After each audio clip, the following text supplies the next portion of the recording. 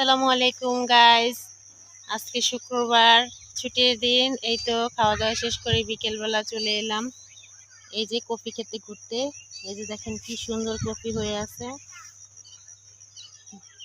অসাধারণ। দেখতেই পাচ্ছেন। হাজবেন্ডকে নিয়ে চলে এসেছি। হাজবেন্ডকে নিয়ে ঘোরার মজাই আলাদা, কারণ হাজবেন্ড হচ্ছে মাথার ছাদ, পায়ের নিচের মাটি। এটা যদি সাথে থাকে না, পৃথিবীর কোনো কিছুকে ভয় পাওয়ার দরকার নাই।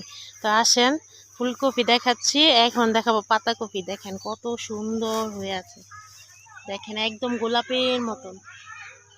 দেখতে পাচ্ছেন গাইস, আমার কাছে এই জিনিসগুলো খুব ভালো লাগে।